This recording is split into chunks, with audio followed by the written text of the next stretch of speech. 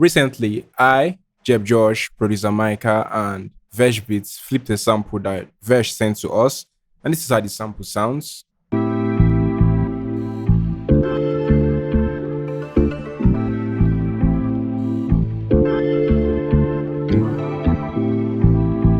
And so he wanted us to flip it into something else, and this was mine.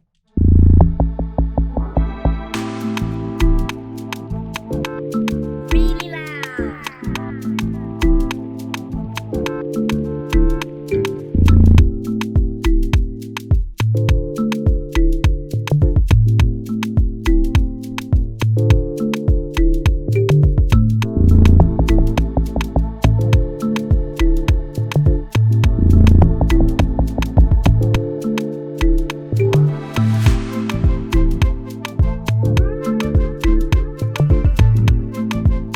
All right, so I'm going to show you how I flipped this sample into making this beat right here, and some things that will help you when making beats as well, whether using a sample or it's your own idea from get-go.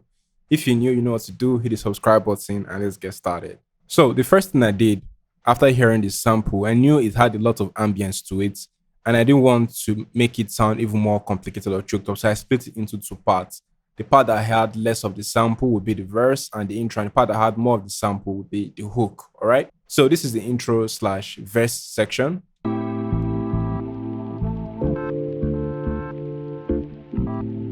It has the chords and the bass line and the synth right there. And this is the hook section.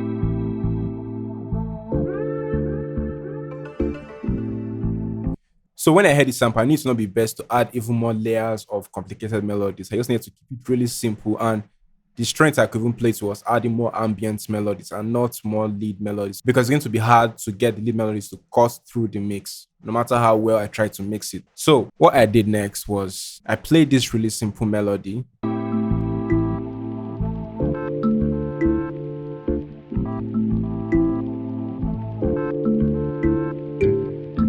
This was just played with Purity, regular Purity Karimba preset, right? No extra effects or processing added to it. Then after I played that, then I went straight into the drums. And this is how the drums sounded.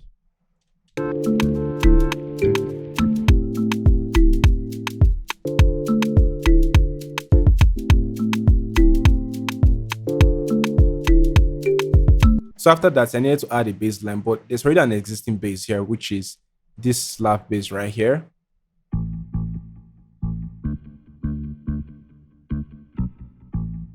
So I knew the bass I would add had to be really short and pluck it or complement the already existing bass. I don't want it to be distracting or colliding or even clashing in the mix, all right? I just want it to be really complementary and sound really simple. And this is what I played the bass with.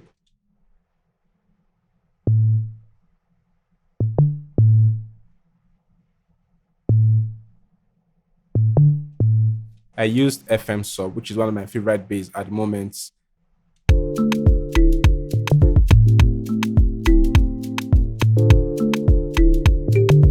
It sounded like a percussion. And when you hear it in context with the original bass line, right?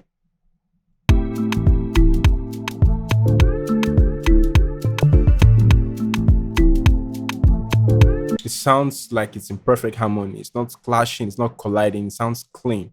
All right, so this is something you can try if you have a bass, right? That's already it has a longer sustain, and maybe you're trying to get more groove out of your bass. Then you can use a more percussive, short bass that can help. So we're not done. I still went on to add further ambience to the track. For example, this guy right here.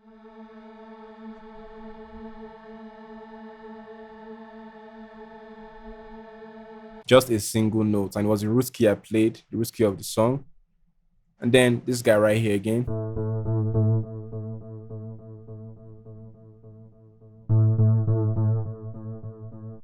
Also another ambience to fill up the track, because I felt like the more ambience I had, the more it would make my lead melody shine through the mix. I would make it more catchy or bouncy. So when I play this all together, right, this is how it's going to sound.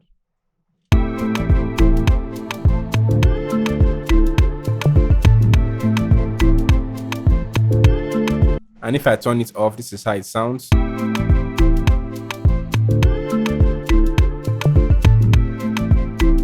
When When I turn it on, you can see it give you that step up.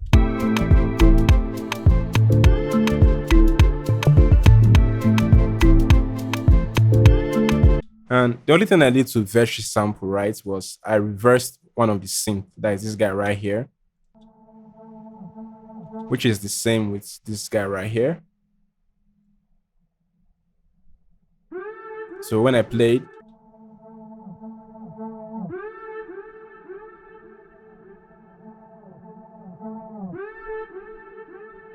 so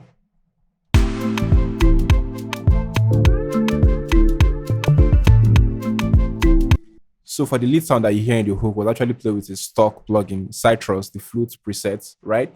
And there's no tweaking or processing to it, just the presets as it is.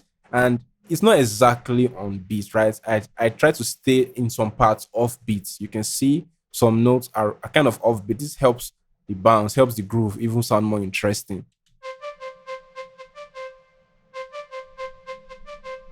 Now, I'll not advise you to do this if you are not familiar with grooves and how to catch a groove, right? Because this was kind of off timing to just make it sound more interesting. And when I played in the beat size sounds,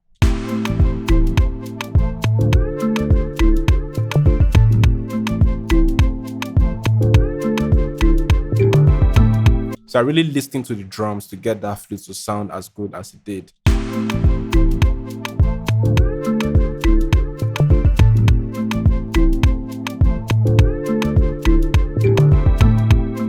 So one of the last things I did was the log drum. After playing the bass, the ambient melodies, the lead melodies, the drums and everything, I felt like I still needed one additional ear candy, something that is going to be a signature for the beat. Now you don't always need to have this sound in your beats because not all my beats do have a signature sound in it, right? But I felt this really needed something that's really, really catchy beyond just the flute melody or the kalimba melody in the verse. So when I played this log drum,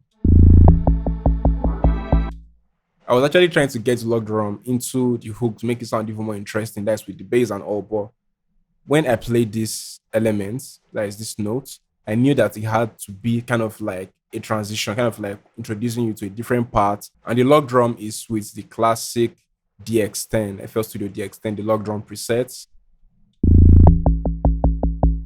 No processing. Most of my beats, I hardly use processing on my beats. I try to make them sound as good as they should on their own before I even think of adding processing. All right. So this was how it sounded.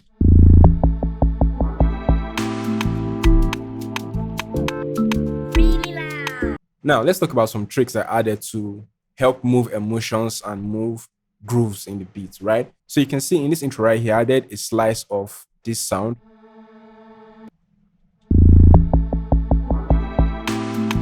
And then also this beat organ right here. So this just helps convey like something interesting is happening, conveys a little bit of mystery.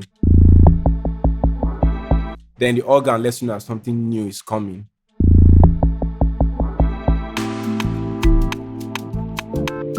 Really loud.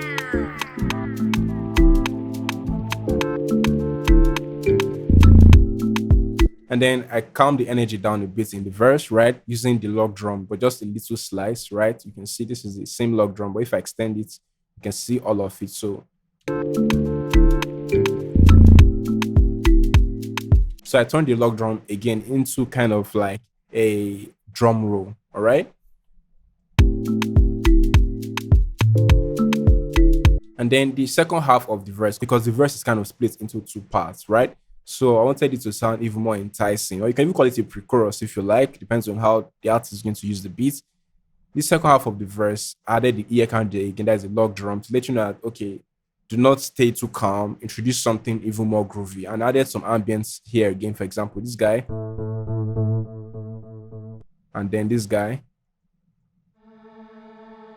So these are the two elements I added, right? You can see those elements added in the verse to make it sound even more interesting, to help uplift the tempo. So like the energy kept moving from a bit high up in the intro, right? Then died a little bit in the verse, then climbed up a little bit again in the second half of the verse, then went all the way up in the hook. Then we went higher in the other half of the hook, which I'm going to show you again. Now you can see from here.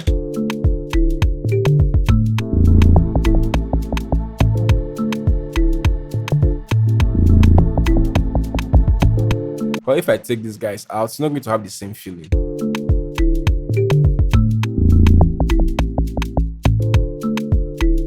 It's still going to sound chilled and calm, right? But having this ambience in here help uplift the vibe a little bit.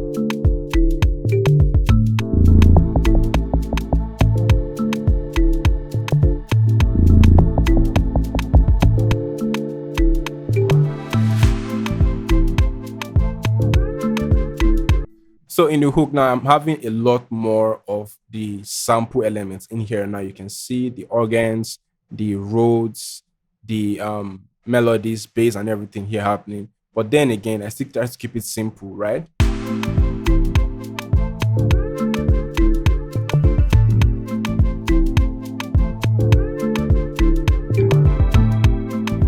So the melody I decided to use in the hook, I tried to make sure that it's also really short and nothing too sustaining because I have a lot of ambience going on already. So these are things you have to keep thinking of while making beats.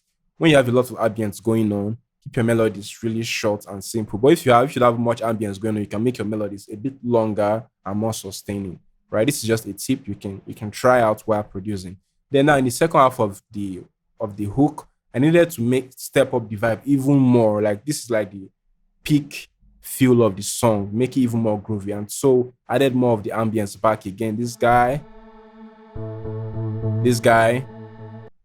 Yeah, so they all came back and then this element from Vesh Beats. So they all came back and then when I played,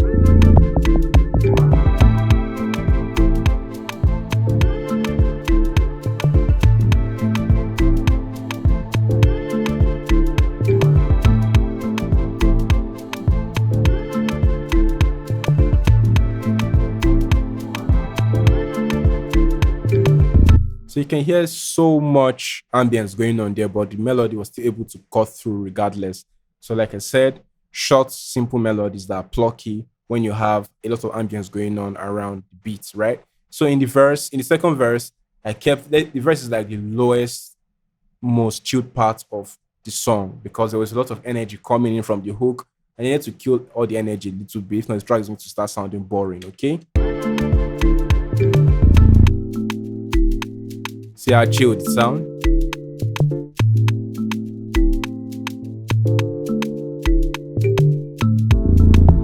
Then the second half of the verse, right, still had the same elements like the second half of the first verse, right?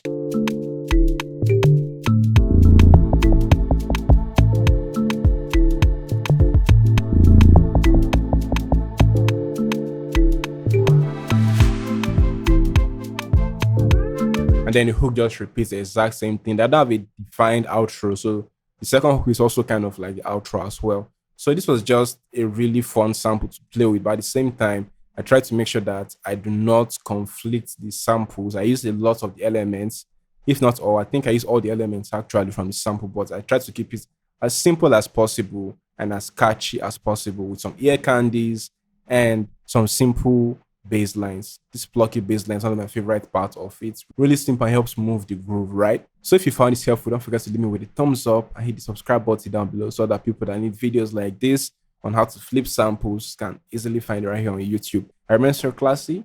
Cheers.